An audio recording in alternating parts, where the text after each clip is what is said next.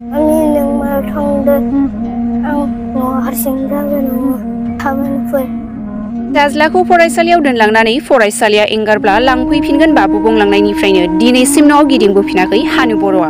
बाक्सा जिल्लानि निखाथि outpost police थानानि बेन्दोंआव थानाय दिहिरा अरनबिल बर' सुबा धनस्रिपुर गामिनि जितु बर'नि अनसुलि बिसि हानु बर'आ थांनाय 27 सेप्तेम्बर सुक्रुबार सानखालि गावनि फिसाज्लाखौ फरायसालियाव दोनलांना फिसाज्लाखौ फरायसालिया एंगारब्ला लांफैफिनगोन बाबु बुंनायनि उननिफ्रायनो दिनैसिम गावनि आंगो न'आव गिदिंबोफिनाखिसै।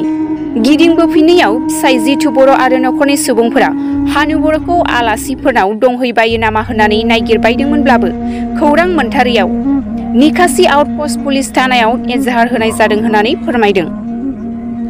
फिसा फिसौ फालांगि मावनानै जिउ नखर सोलिग्रा जितु बर'आ बिसिया रावनोबो बेबादि जेबो फोरमायालासे गावनि फिसाज्लाखौ फरायसालियाव दोनलांनायनि असिलायैनो न'आव गिदिंबोफिननायाव जोबोद दुखु आरो जेंनायाव गोग्लैनानै दं। बेनिखायनो सोरबाफोर सुबुङा नैबे सावगारियाव दिन्थिनाय हानु बर'खौ बहाबाफोर नुसनबायोब्ला हमनानै दोननानै 9365186334 बे जामबुं अनजिमायाव कल खालामना फोरमायहरनो खावलायहरदों फिसाइ जितु बर'आ। गामिया जाबाय अरनिबिल बर' सुपा धनस्रिपुर गोलैयो। बेनिफ्राय आंनि मुङा जाबाय जितु बर'। जानाया जाबाय बिसिया आंना दाख्लै बावै 27 खालार खालि शुक्रबार गोलैयो। बेनिफ्राय बियो बाबुखौ स्कुलाव दोननो लांनो होननानै दिनैसिमबो बियो फैफिनाखै, साननै सानथाम जाबाय।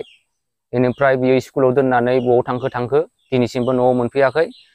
बेलेग दिना बियो बिबथियानो दोनलांखाबाय थायोमोन, स्कुटियाव लांनोमोन। बेनिफ्राय बियो दिनैसिमबो माने हिखालि मा जाखो आंहा हाथाइ सादो होननानै बियो 500 थाखाबो बिना लाबाय। 500 थाखा बिना लानायाव आंबो सानबाय मा हाथाइखौ माबा नायनो थांगोन बा बिजि होनो थांगोन होननानै फार्मासिफोराव। बेनिफ्राय आंबो 500 थाखाखौ हरबाय। बेनिफ्राय बियो दिनैसिमबो फैफिनाखै।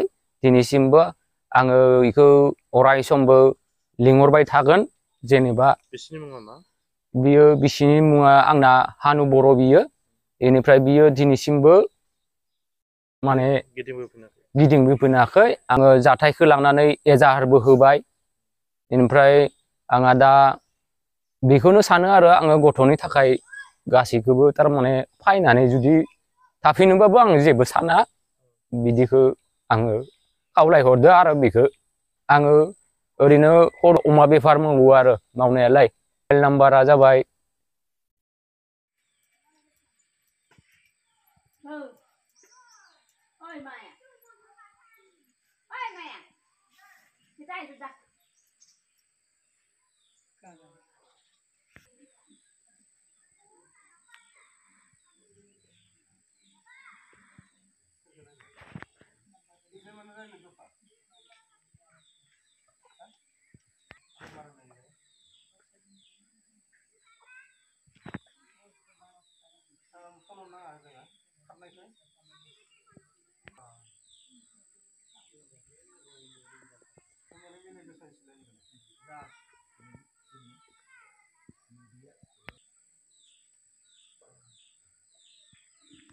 आंनि नोंमायाव थांदो आं न'आव हारसिं जागोन थाबोनफोर